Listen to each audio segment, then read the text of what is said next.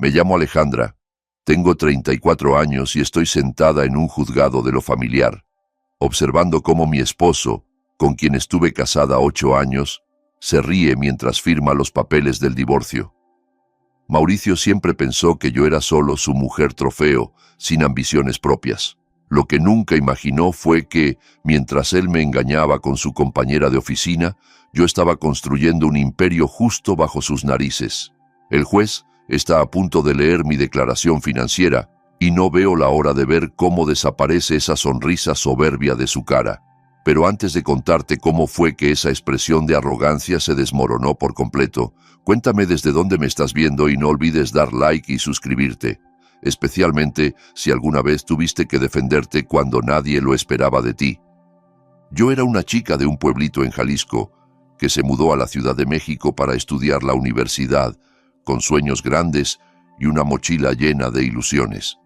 Estudié diseño gráfico y estaba decidida a abrirme paso en la gran ciudad, a pesar de mis orígenes humildes. Mis padres me enseñaron desde pequeña el valor del trabajo duro y del ahorro. Esas lecciones me servirían más adelante de formas que nunca imaginé. Conocí a Mauricio en una cena benéfica para un hospital infantil. Yo estaba ahí porque había sido voluntaria diseñando sus materiales promocionales. Él, como supe después, solo asistía porque le convenía para su imagen.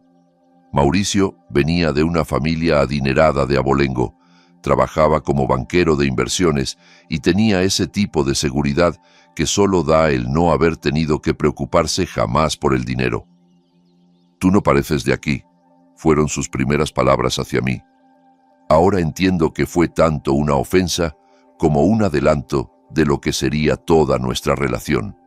En ese momento, sin embargo, su sonrisa encantadora y la manera en que me prestaba atención me hicieron ignorar aquella bandera roja. Nuestro romance fue un torbellino. Mauricio me llevaba a restaurantes donde los menús no tenían precios, escapadas de fin de semana a Nueva York solo porque sí, y me introdujo a un estilo de vida que yo solo había visto en películas. Parecía perfecto, atento, exitoso y aparentemente enamorado de mí, a pesar de mi origen sencillo. Yo ganaba un sueldo modesto como diseñadora gráfica junior en una agencia de marketing. Amaba mi trabajo, los retos creativos, la satisfacción de ver mis diseños en el mundo real. Pero para Mauricio, aquello era mi trabajito. A menudo me sugería que no necesitaba trabajar. ¿Para qué agotarte por unos centavos si yo puedo darte todo?, decía él sin entender que para mí mi carrera era más que dinero. Era identidad, era independencia. Me propuso matrimonio 6 meses después de conocernos, en un restaurante elegante con vista al skyline de la ciudad. El anillo era descomunal, el champán carísimo y el momento tan cuidadosamente orquestado que varios comensales aplaudieron. Parecía un cuento de hadas. Dije que sí, sin pensarlo 2 veces. La boda fue pequeña, pero elegante, a mi gusto, a pesar de que su familia presionó por una celebración ostentosa con cientos de invitados. Ahora que lo pienso, fue de las pocas veces que me mantuve firme frente a las expectativas de los Shannon, porque sí, su apellido original era Shannon. «Una boda modesta para una chica modesta», comentó su madre, Elvira, con una sonrisa apretada que nunca llegaba a sus ojos. Esa fue la primera vez que sentí claramente cómo me veía su familia, como alguien que no era lo suficientemente buena para su hijo. Después de la luna de miel en las Islas Maldivas, nos mudamos al lujoso departamento de Mauricio en Polanco.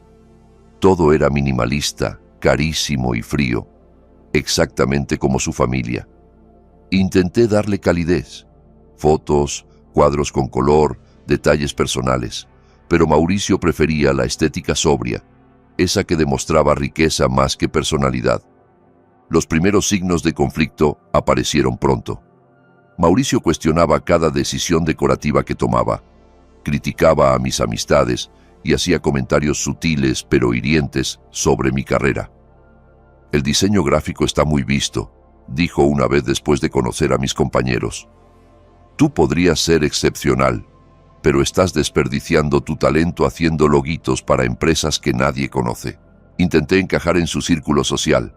esposas de banqueros, empresarios, mujeres que pasaban sus días entre centros comerciales, spas y eventos de beneficencia. Eran amables en la superficie, pero jamás me aceptaron del todo. Una vez escuché a una de ellas durante una cena decir: «Ella es el experimento de Mauricio con la clase media». Cuando se lo conté a él, no me defendió. Solo sugirió que hiciera un esfuerzo por encajar mejor, que actualizara mi guardarropa, que tal vez tomara clases de tenis. «Solo necesitan ver que te estás adaptando a nuestro estilo de vida», dijo, como si mi identidad fuese un proyecto que podía rediseñar a su gusto. Los primeros años fueron una mezcla confusa de lujos y soledad. Me colmaba de regalos caros mientras mi autoestima se erosionaba poco a poco. Yo me estaba transformando en lo que él quería, una esposa de escaparate, que lo hiciera quedar bien en público, mientras la mujer creativa e independiente que fui alguna vez se desvanecía. A los 2 años de casados, las tensiones que se habían acumulado comenzaron a desbordarse. Mauricio siempre había sido meticuloso con las finanzas, pero su actitud se volvió cada vez más controladora. Aunque compartíamos cuentas, cuestionaba cada compra que yo hacía, mientras él gastaba a manos llenas sin consultarme nada. «¿De verdad necesitabas otro set de materiales de arte?», me decía revisando los estados de cuenta. «Son $200 que podrías haber invertido». Y sin embargo, no tenía reparo en gastar miles en relojes o palos de golf. Poco a poco, fui quedando aislada de mis amigos y familia. Las visitas a mis padres en Jalisco se hicieron esporádicas, porque Mauricio siempre tenía una excusa, una cena de negocios, un evento importante, o simplemente que Guadalajara es demasiado provinciana para mí. Mis amigos de la universidad dejaron de llamarme. Mauricio había dejado claro que no eran lo suficientemente sofisticados para entrar en su casa. «¿Tu amiga Leticia preguntó si nuestro vino era mexicano?», se burló una vez después de una cena que yo había organizado. «Como si fuéramos a servir vino nacional. Es vergonzoso, Alejandra». Mi carrera, que antes era un motivo de orgullo, se convirtió en una lucha constante. Cuando me ofrecieron una promoción a diseñadora senior, Mauricio no lo celebró. «¿Vale la pena ese pequeño aumento de sueldo a cambio de más horas fuera de casa?», cuestionó. «Recuerda que pronto queremos formar una familia». Eso era nuevo para mí. Cada vez que yo había mencionado tener hijos, él decía que no era el momento. Fue entonces cuando descubrí mi verdadera pasión, el marketing digital. La agencia donde trabajaba comenzó a expandir sus servicios y yo me ofrecí como voluntaria para aprender sobre analítica y estrategia. Tenía un talento natural para entender el comportamiento del consumidor y crear campañas efectivas. Ilusionada con esta nueva dirección, le conté a Mauricio que soñaba con tener mi propia firma boutique de marketing digital algún día. Su respuesta fue demoledora. «Sé realista, Alejandra. Emprender requiere sentido de negocios, y eso no es precisamente tu punto fuerte. Además, la mayoría de los negocios fracasan en el primer año». Nuestra manera de ver el dinero evidenciaba nuestras diferencias de fondo. Para él, todo se trataba de aparentar. La dirección correcta, el auto correcto, las vacaciones correctas. Yo, con mis raíces de clase media, creía en ahorrar, invertir con inteligencia y valorar lo útil, no lo ostentoso. Cuando se acercaba nuestro 3er aniversario, las noches de Mauricio trabajando hasta tarde se convirtieron en rutina. Un cliente importante, volatilidad del mercado, reportes trimestrales. Las excusas eran muchas, pero la ausencia constante. La mayoría de las noches cenaba sola, dormía sola y vivía como una mujer soltera, pero bajo el control financiero de una niña con mesada. Nuestra primera pelea verdaderamente seria ocurrió después de la cena navideña anual con su familia. En el coche, su madre me preguntó directamente cuándo le daríamos nietos. Respondí que yo estaba lista cuando él lo estuviera, pero él cambió de tema con habilidad. Cuando llegamos a casa, lo enfrenté. Su reacción fue fría. «Tener hijos es una responsabilidad y un gasto enorme», dijo, aflojándose la corbata. «Con tu carrera modesta y las expectativas de mi familia, Cualquier hijo nuestro necesitaría fondos fiduciarios, escuelas privadas, contactos adecuados. No estamos listos aún, financieramente. ¿No estamos listos?, pregunté confundida. Mauricio, ganas más de 1 millón al año. Tu familia tiene riqueza generacional. ¿Qué estamos esperando? Su respuesta fue reveladora. Mi dinero no es el problema. Tú aún no te has establecido adecuadamente. ¿Qué podrías aportar tú al futuro de un hijo? Sus palabras fueron como ácido. Durante semanas, su desprecio hacia mi trabajo, que en otra discusión incluso llamó un sueldo de chiste, se volvió una llaga que no cerraba. Y fue entonces cuando decidí que necesitaba independencia económica. No solo por mí, por mi cordura. Esa semana abrí una cuenta bancaria en otro banco. Solicité que una parte pequeña de mi sueldo se depositara ahí, no lo suficiente como para que él lo notara si revisaba las cuentas conjuntas, pero sí para empezar a construir algo mío. A la par, empecé a educarme sobre finanzas personales. Leí libros sobre inversión. Tomé cursos gratuitos en línea sobre administración de negocios. Me suscribí a boletines sobre emprendimiento. Todo lo hacía en modo incógnito. No podía dejar rastro digital que él pudiera encontrar. La mujer que un día se dejó seducir por cenas lujosas y gestos grandilocuentes comenzaba a despertar y empezaba a trazar su ruta de escape paso a paso. Mientras Mauricio seguía con sus viajes de negocios y cenas con clientes, yo preparaba los cimientos de mi independencia. Con mis ahorros crecientes, registré una empresa pequeña, Alejandra Guzmán Soluciones Digitales.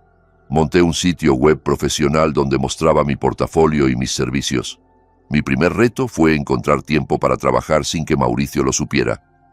Transformé el cuarto de visitas, casi nunca usado, en oficina. Le dije que era para hacer freelance y así aportar algo extra a la casa. Apenas le prestó atención. Para él, todo eso era solo un pasatiempo. Solo que no interfiera con nuestros compromisos sociales, me advirtió sin darle más importancia. Mi primera clienta llegó por casualidad, en una cafetería del barrio. Escuché a Sofía Álvarez, dueña de una panadería tradicional, quejarse por lo costoso que resultaban las agencias de marketing. No puedo pagar 5,000 pesos por una campaña, pero me están comiendo los negocios de cadena, le decía al barista.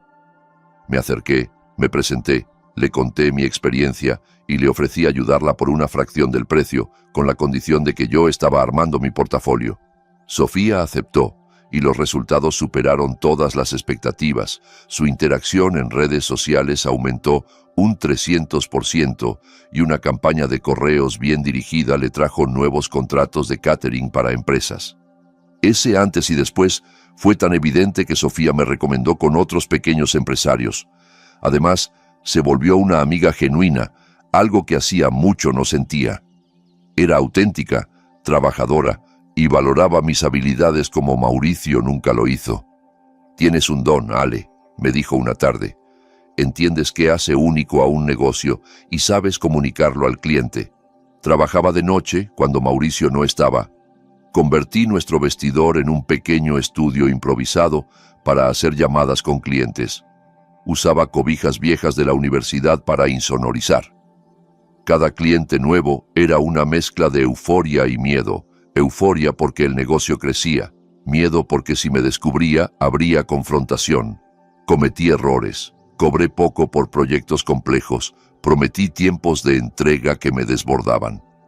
Pero aprendí. Cada cliente me enseñó algo sobre negocios, sobre poner límites, sobre valorar mi trabajo. Invertí mis ganancias en lo esencial: software, equipo, licencias. A veces ocultaba los cargos entre gastos domésticos, otras los pagaba en efectivo. En un año, mi cartera de clientes creció gracias al boca en boca.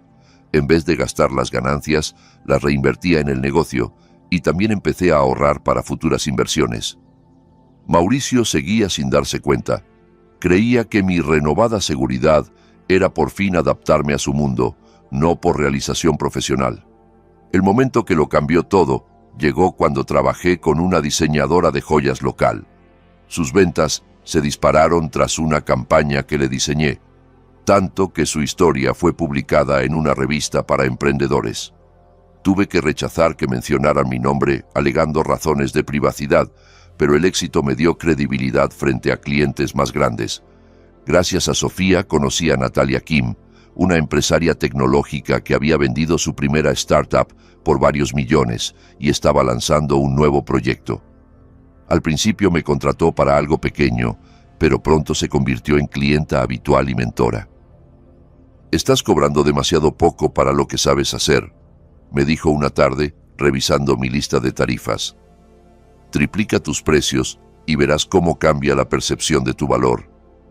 Y tenía razón. Al subir mis tarifas, en lugar de perder clientes, empecé a atraer negocios más consolidados, dispuestos a pagar por calidad. Natalia también me introdujo al mundo de la inversión, más allá de las cuentas de ahorro. «El dinero quieto pierde valor», me explicó. «Hay que ponerlo a trabajar».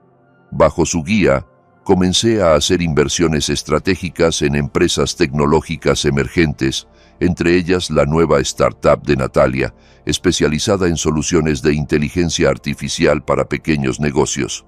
Empecé con montos pequeños, pero conforme mi empresa crecía, también lo hacía mi portafolio. La sensación de ver florecer tanto mi negocio como mis inversiones era embriagadora. Por primera vez desde que conocí a Mauricio, me sentía realmente viva, con propósito, con independencia. Estaba construyendo algo valioso por mis propios méritos. Durante ese tiempo seguí manteniendo la fachada de ser simplemente la esposa de Mauricio. En eventos sociales, sonreía cortésmente mientras las esposas de sus colegas hablaban de sus compras o de comités de caridad. Asistía a cenas de trabajo con él y cumplía a la perfección el rol de esposa ejemplar, mientras por dentro dirigía una empresa en crecimiento y tomaba decisiones financieras que transformarían mi futuro. Llevar esa doble vida era agotador, pero a la vez empoderante. Cada nuevo cliente, cada campaña exitosa, cada inversión acertada, era un paso más hacia la libertad que cada vez comprendía con mayor claridad que necesitaba.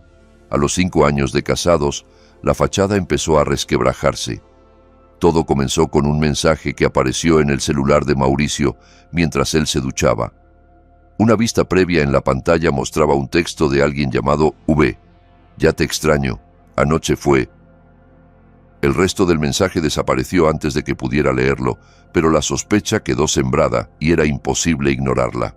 Mauricio se había vuelto aún más distante de lo habitual, y no era raro que regresara oliendo a un perfume que no era mío. Siempre decía que era por abrazar clientes al despedirse. En vez de confrontarlo de inmediato, decidí observar.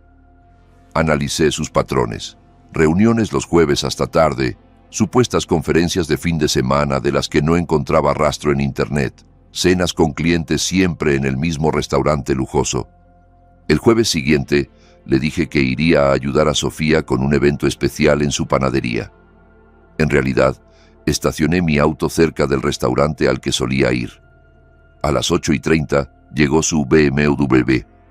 10 minutos después, apareció un Audi plateado, del que bajó una mujer de cabello largo y oscuro. Incluso a distancia, reconocí a Vanessa Paredes, su compañera de la firma. Los vi abrazarse de una forma que no dejaba dudas. Eso no era una relación profesional. Lo besó antes de entrar. Me temblaban las manos mientras tomaba fotos con el celular. El estómago se me hizo un nudo de rabia y certeza. Esperé media hora antes de entrar. Estaban en una mesa en la esquina.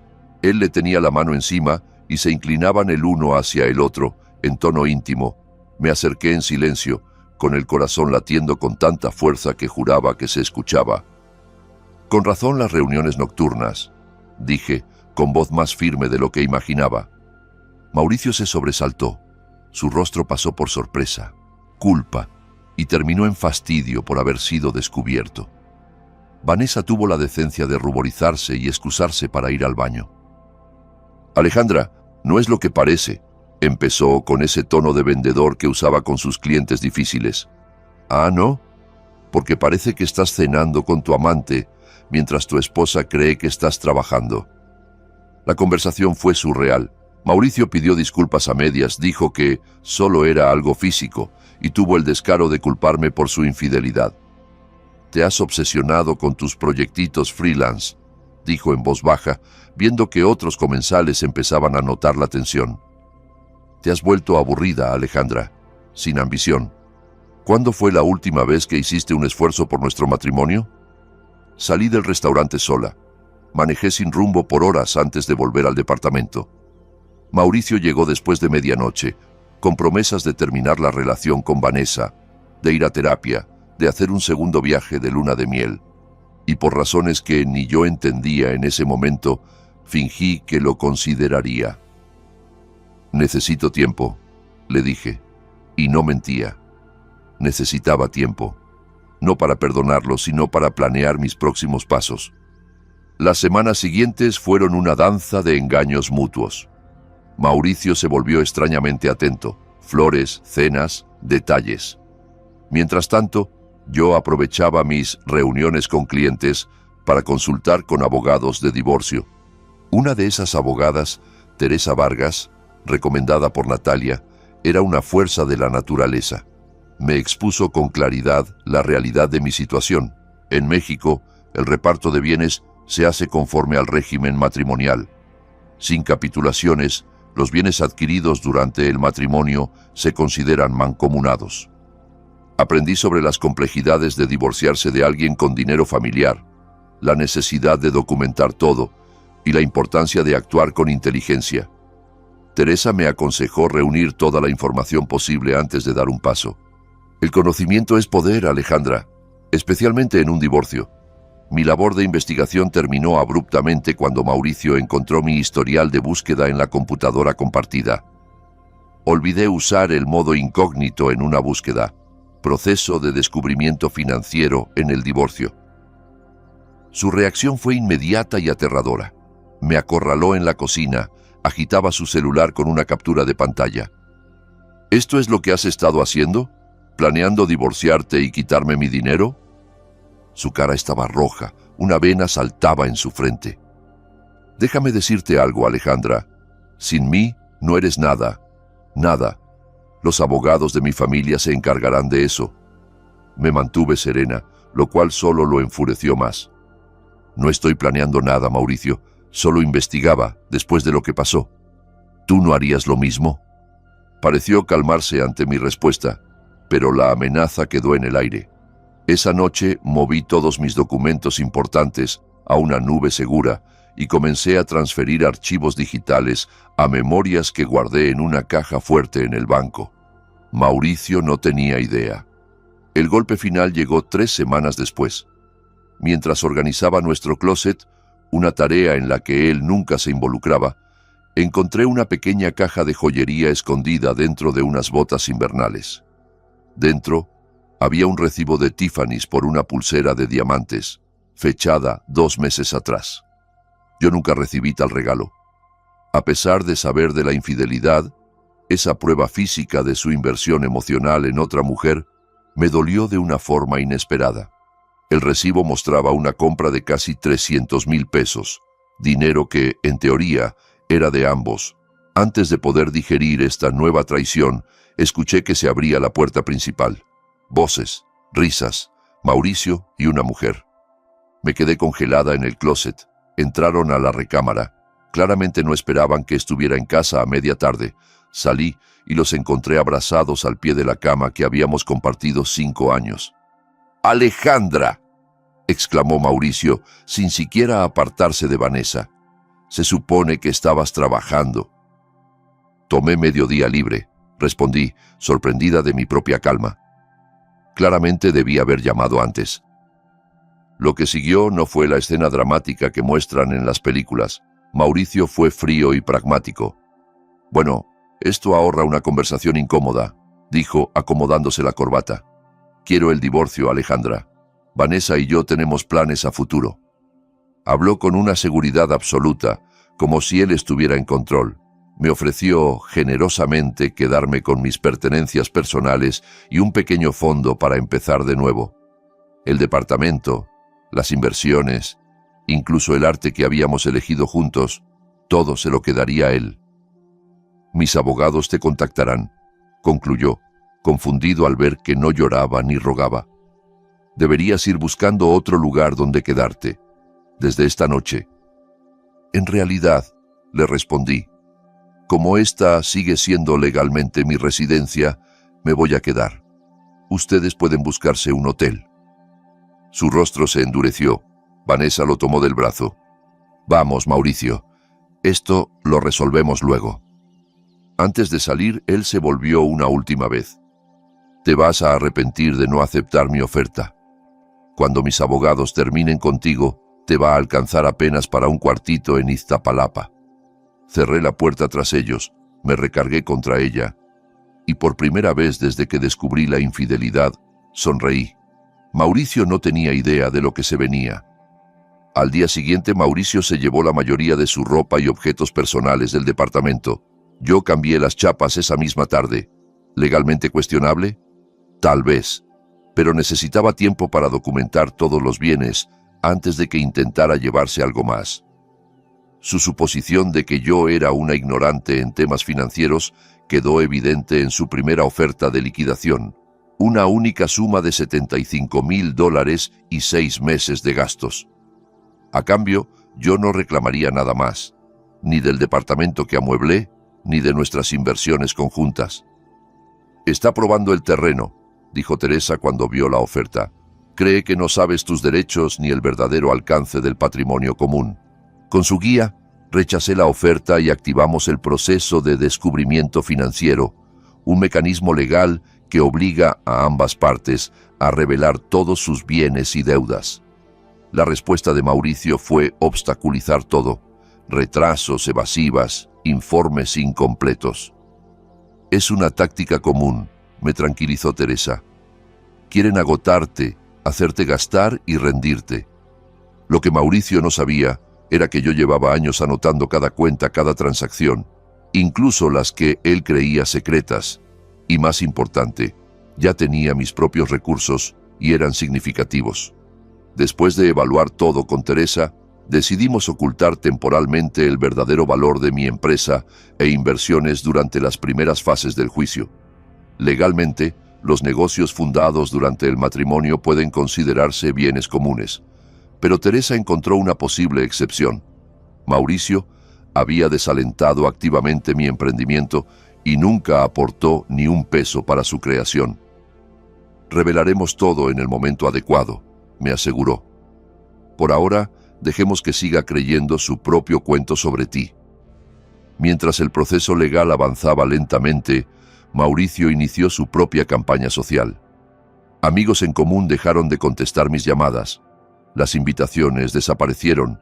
Incluso el portero del edificio, que siempre fue amable, empezó a tratarme con indiferencia. Más tarde supe que Mauricio andaba diciendo que yo lo había engañado, que estaba inestable emocionalmente y que él era quien había querido salvar el matrimonio. En los círculos donde su apellido pesaba, su versión se creyó sin chistar. Ese exilio social me dolió más de lo que esperaba. Gente con la que había compartido cenas, fiestas, secretos, desaparecieron de mi vida sin escuchar mi versión. Todos menos Sofía y Natalia, que se mantuvieron firmes. Quien cree chismes sin escuchar ambas partes no merece tu energía, me dijo Sofía una noche, entre cupcakes en la cocina de su panadería. Enfócate en construir tu nueva vida, no en llorar la vieja. Los intentos de Mauricio por intimidarme se intensificaron cuando se dio cuenta de que no iba a aceptar su generosa oferta sin más. Comenzó a llamarme por las noches, lanzando amenazas veladas. Voy a asegurarme de que no vuelvas a trabajar en esta ciudad, decía con voz baja y cargada de veneno. Incluso insinuó que reportaría mi negocio ante Hacienda por supuestas irregularidades fiscales. Pero no había nada que temer. Mis finanzas estaban meticulosamente documentadas. Su familia también se sumó a la presión. Me llamó su madre, Elvira, con ese tono condescendiente que también dominaba. Siempre supimos que no eras lo adecuado para Mauricio. Me soltó sin rodeos. Pero te aceptamos porque él te eligió. No hagas esto más difícil. Acepta lo que se te ofrece y retírate con dignidad. Mantuve la compostura, una habilidad que perfeccioné en todos esos eventos familiares donde me miraban con desdén. «Gracias por su preocupación, señora Elvira», le respondí. «Seguiré el consejo de mi abogada». La arrogancia de Mauricio terminó por volverse en su contra. Pensando que yo no tenía recursos para enfrentar una batalla legal prolongada, cometió errores graves. No declaró cuentas en las Islas Caimán, de las cuales yo tenía pruebas. Subestimó el valor real de su portafolio de inversiones. Afirmó que ciertas joyas familiares eran propiedad separada, cuando claramente nos las habían regalado a ambos como pareja. Teresa documentó cada mentira con precisión quirúrgica, armando un caso que, eventualmente, destruiría su credibilidad ante el juez. Mientras tanto, mi empresa crecía de forma exponencial durante el proceso de separación. Una campaña que diseñé para una cadena de restaurantes regional se volvió viral, apareciendo en revistas especializadas del sector. Tuve que rechazar entrevistas, alegando razones personales, pero el reconocimiento profesional me trajo una oleada de nuevos clientes. El gran golpe vino cuando firmé contrato con una cadena nacional de tiendas de ropa para renovar toda su estrategia digital. Un acuerdo de 6 cifras que convirtió mi empresa en algo más que exitoso. La volvió excepcional. Contraté a 3 personas, renté una oficina pequeña y comencé a rechazar clientes cuyos valores no encajaban con los de mi firma. Todo eso sucedía mientras Mauricio y sus abogados seguían describiéndome en los documentos judiciales como una diseñadora freelance con ingresos inciertos, totalmente dependiente de su apoyo económico. Su percepción de mí, como la chica de pueblo deslumbrada por su dinero, estaba tan arraigada que no podía concebir mi éxito sin él. La noche antes de la audiencia final, me senté sola en el departamento que, a pesar de todo, nunca sentí como mío. Recordé quién era cuando llegué a esta ciudad, quién me había convertido en el camino y quién era ahora. 5 años atrás, yo habría hecho cualquier cosa por complacer a Mauricio. Su traición, por dolorosa que fuera, me obligó a recuperar mi fuerza, mi ambición, mi dignidad. Hice mi maleta pequeña. Independientemente de lo que decidiera el juez, no iba a pasar una noche más en ese lugar donde mi matrimonio se había desmoronado. Mi nuevo departamento en Santa Fe ya estaba listo. Lo había adquirido a través de una sociedad de responsabilidad limitada, de la que Mauricio no sabía nada. Lo amueblé yo misma, con cosas que elegí por su belleza y calidez, no por su valor en revistas de decoración. Cuando cerré la maleta, sonó un mensaje en mi celular. Era de Natalia. «Recuerda quién eres mañana, no quién él intentó que fueras». Me aferré a esas palabras mientras me preparaba para enfrentar el acto final de mi matrimonio con Mauricio Santos. La mañana de la audiencia amaneció clara y fresca. Me vestí con un traje azul marino, sobrio pero firme. Solo llevaba una joya, un dije de diamante pequeño que me regalaron Sofía y Natalia para conmemorar el primer aniversario de mi empresa. «Tu diamante de independencia», lo llamaron. Llegué al juzgado media hora antes, como Teresa me había aconsejado. Mauricio ya estaba allí, impecable, con un traje gris oscuro hecho a la medida. A su lado, su abogado, el licenciado Lorenzo Bravo, socio principal de una de las firmas más poderosas de la ciudad, famoso por asegurar acuerdos que siempre favorecían a sus clientes millonarios. Mauricio sonrió al verme y se inclinó para susurrarle algo a Lorenzo. Ambos rieron. Su seguridad era tan palpable que parecía que creía que aquello era un simple trámite antes de su victoria inevitable. Teresa llegó momentos después. Vestía un traje color vino intenso que destacaba entre el gris del edificio. A diferencia de Lorenzo y su séquito de asistentes, ella trabajaba sola, pero irradiaba esa seguridad silenciosa que me conquistó desde la primera reunión. «¿Lista?», me preguntó con una mirada que no dejaba escapar emociones frente a los curiosos. «Más que lista», respondí. La sala de la jueza Magdalena Torres imponía con su sobriedad. La jueza, una mujer de unos 60 años, cabello oscuro con vetas plateadas y ojos penetrantes, era conocida por su sentido de justicia. y su cero tolerancia a los juegos ni a las emociones excesivas. Cuando comenzó la audiencia, Mauricio ofreció una actuación digna de un Ariel. Se presentó como el esposo devoto que había apoyado la humilde carrera de su esposa, solo para recibir a cambio ingratitud y demandas irrazonables. «Solo quiero una resolución justa, su señoría», dijo con voz modulada, transmitiendo decepción razonable. Le ofrecí a la señora Guzmán un acuerdo generoso que le permitirá mantener un estilo de vida cómodo mientras reconstruye su carrera. Lorenzo presentó su caso. Argumentó que la fortuna familiar de Mauricio era propiedad separada, minimizó mis contribuciones y sugirió que el departamento, pagado principalmente con sus ingresos, debía quedar exclusivamente para él. Durante toda la exposición mantuve la compostura. Ni una sola reacción, ni una sola lágrima. La jueza me observaba de vez en cuando, sin dar señales. Cuando llegó el momento de firmar el acta de divorcio, separando oficialmente nuestro estado civil, mientras los temas financieros quedaban pendientes, Mauricio lo hizo con teatralidad. Firmó con un trazo elegante, soltó una risita y guardó su pluma Montblanc con aire triunfante. Al volver a su asiento, pasó cerca de mí y susurró: «Disfruta volver al cuartito de tus papás». La presentación de Teresa comenzó con método, sin dramatismos, contrastando con los argumentos teatrales de Lorenzo. Expuso las mentiras financieras de Mauricio durante el matrimonio, las cuentas ocultas, los regalos a Vanessa, el patrón de control económico. «Su señoría», dijo Teresa con voz firme, «el señor Santos no ha revelado de forma completa los bienes conyugales, como exige la ley en este estado». Presentó documentos con fechas, números de cuenta y montos aproximados. Mauricio se removía en su asiento. La sonrisa confiada se desdibujaba con cada hoja que Teresa entregaba. Lorenzo pidió un receso. La jueza lo negó. «Prefiero continuar, licenciado. Me interesa especialmente escuchar sobre estos activos no declarados». El ambiente se tensó. Teresa siguió con precisión quirúrgica, desmantelando las omisiones de Mauricio. La jueza fruncía el ceño cada vez más, examinando cada evidencia.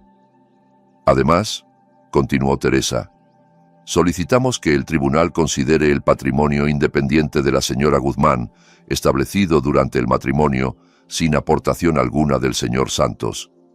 Era el momento que habíamos preparado con tanto cuidado. «Explíquese, abogada», pidió la jueza Torres mirando por encima de sus lentes. «La señora Guzmán fundó una empresa de marketing digital durante el matrimonio. El señor Santos no solo no contribuyó en nada, sino que la menospreció constantemente, como lo demuestran estos mensajes». Teresa presentó correos y mensajes donde Mauricio calificaba mi negocio de jueguito, pasatiempo, y se burlaba de mis aspiraciones. Por primera vez, la jueza me dirigió la palabra: «Señora Guzmán, ¿ha entregado al tribunal la información completa sobre esa empresa?» «Aún no, su señoría, pero tengo todo listo para entregarlo hoy mismo». Teresa le pasó al secretario judicial un sobre sellado con mi declaración financiera completa, la cual habíamos guardado hasta este preciso instante. «Solicito que la Corte la revise antes de tomar decisiones sobre la división de bienes», dijo. La jueza asintió y abrió el sobre. El silencio llenó la sala. Su ceño se alzó levemente mientras leía. Fue la única señal de sorpresa en su rostro imperturbable. Después de unos minutos eternos, alzó la mirada. «Para constancia, leeré el resumen de los activos de la señora Guzmán». Mi corazón latía como tambor. Alejandra Guzmán Soluciones Digitales. Empresa fundada hace 3 años. Valor actual estimado por ingresos y contratos: $1.200.000. La cabeza de Mauricio se alzó de golpe. Su rostro de incredulidad era casi cómico. Portafolio de inversión, incluyendo acciones tecnológicas e inversión en startups, $1.800.000. Mauricio apretó los puños, los nudillos blancos. Propiedad inmobiliaria, un departamento adquirido hace 3 meses, valorado en $950.000. Su cara se descompuso, pálido, tieso. Activos totales, $6.950.000, concluyó la jueza. Un silencio absoluto reinó en la sala. Mauricio me miraba como si estuviera viendo a una desconocida, y en cierto modo, así era. Por primera vez, sentí alivio. No orgullo, no venganza. Solo la tranquilidad de ver que la verdad, por fin, salía a la luz. «Señor Santos», dijo la jueza, ¿desea modificar alguna de sus declaraciones previas respecto a la dependencia económica de su esposa? Mauricio no respondió. Lorenzo se levantó. «Su señoría, no teníamos conocimiento de estos activos. Alegamos que, al haberse generado durante el matrimonio, el señor Santos tiene derecho a una parte equitativa». Teresa sonrió con seguridad. «Remito a la Corte al párrafo 23 del acuerdo prenupcial, firmado por ambas partes. Ese era nuestro as bajo la manga. Años atrás, al revisar el prenupcial, Teresa detectó una cláusula que los propios abogados de Mauricio habían incluido. Decía que cualquier negocio fundado por uno de los cónyuges durante el matrimonio, sin inversión del otro, seguiría siendo propiedad exclusiva de quien lo hubiera creado en caso de divorcio.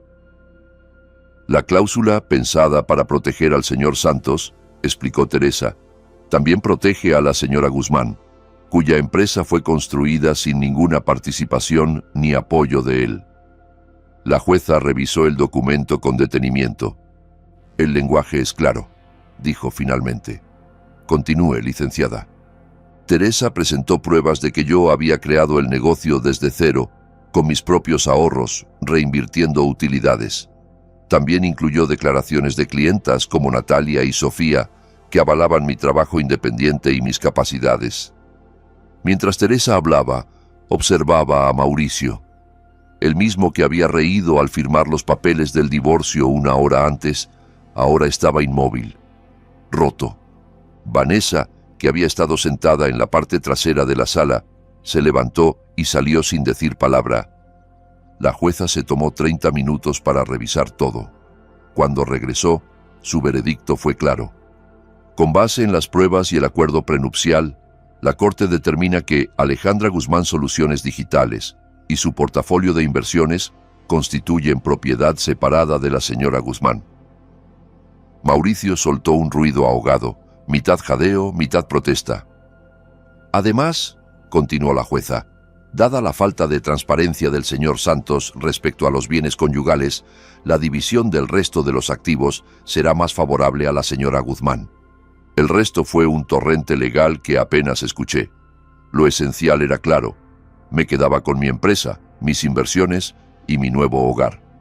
El departamento sería vendido y el dinero dividido de acuerdo con la fórmula dictada por la Corte.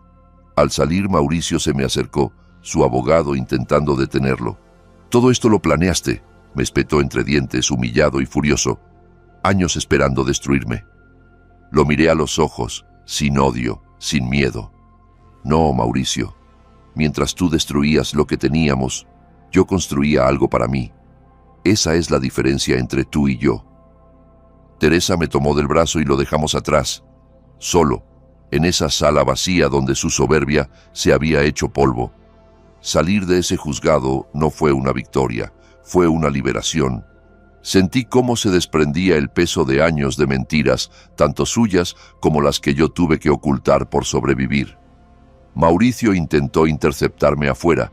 Ya no era hostil. Su tono era incómodamente amable. «Alejandra, deberíamos hablar.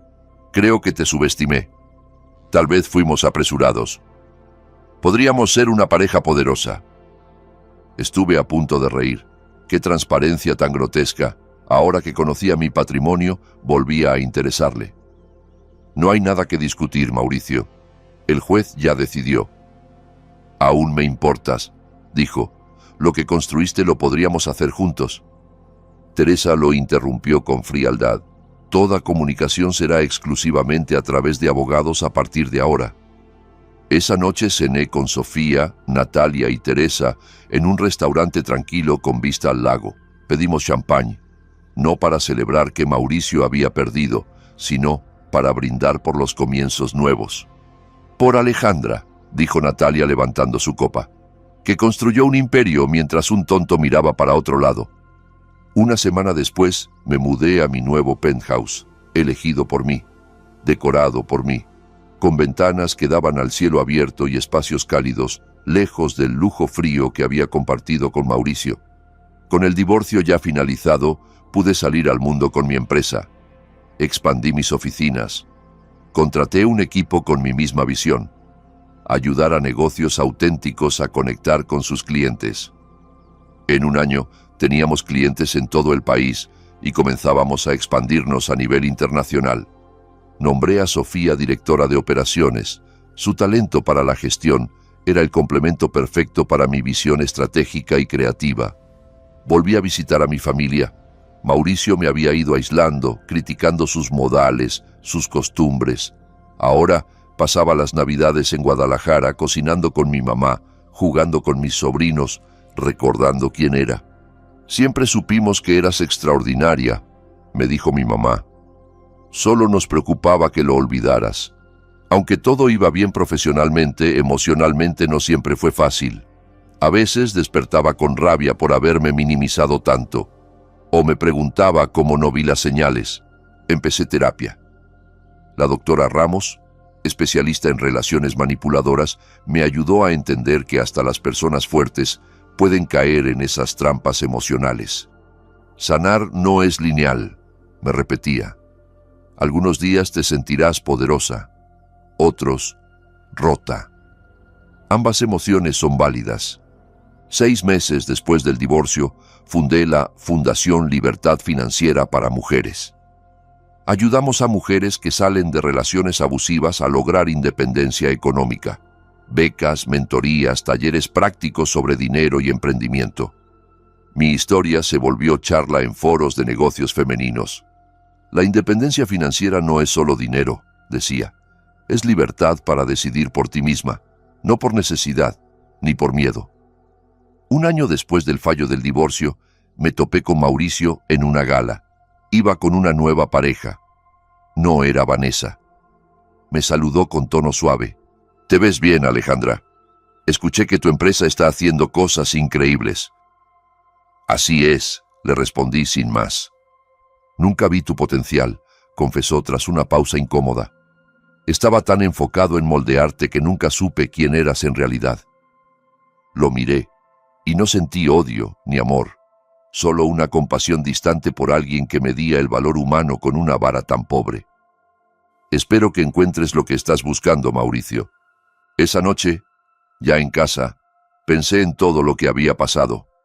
Lo que pareció una humillación final, su engaño, su desprecio, fue la chispa que me salvó. Quiso desecharme, y eso me obligó a reencontrarme.